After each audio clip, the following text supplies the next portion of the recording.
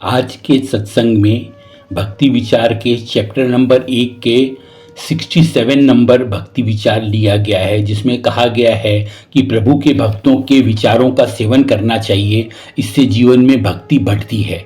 तो ये आज का भक्ति विचार है। अब आप देखें, भक्तों से हमें बहुत कुछ सीखने को मिलता है।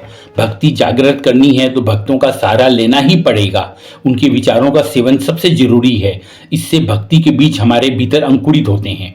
भक्तों को प्रभु भेजते हैं जनमानस में भक्ति को जागृत करने के लिए, भक्ति का प्रचार करने के लिए और जनमानस में भक्ति के बीज को बोने के लिए।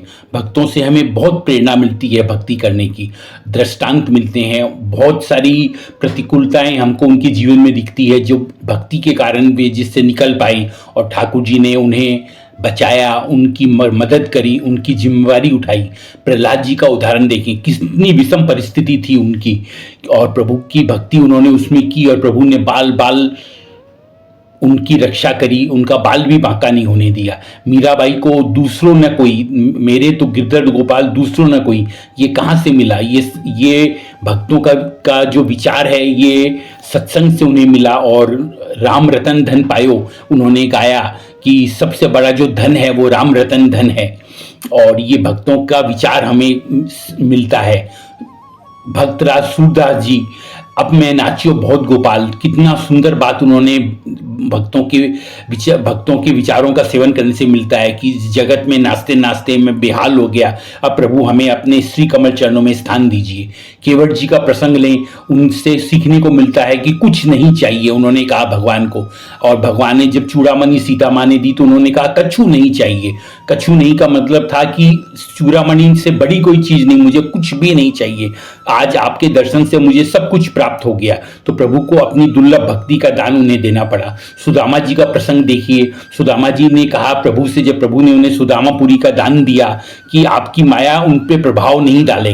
पहला वचन उन्होंने प्रभु से लिया, दूसरा वचन लिया कि उनकी भक्ति बनी रहे सुदामापुरी के वैभव को के बाद भी, तब ही वे सुदामापुरी के रूप में प्रभु का दिया वैभव को स्वीकार करते हैं, नहीं तो वे नहीं करेंगे।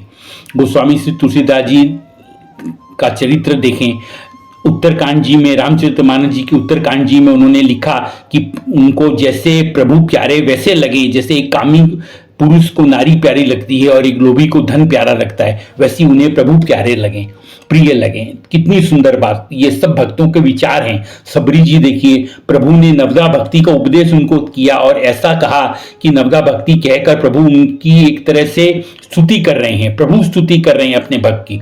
नरसिंह मेहता जी का चरित्र देखिए, नरसिंह मेहता जी के ऊपर कितने संकट आए, प्रभु ने कितने बार उनको अवतार लेकर और उनका मान बढ़ाया, उनका भाग भरने के लिए प्रभु आए और प्रभु ने ऐसा भाग भरा जो जगत देखता रह गया।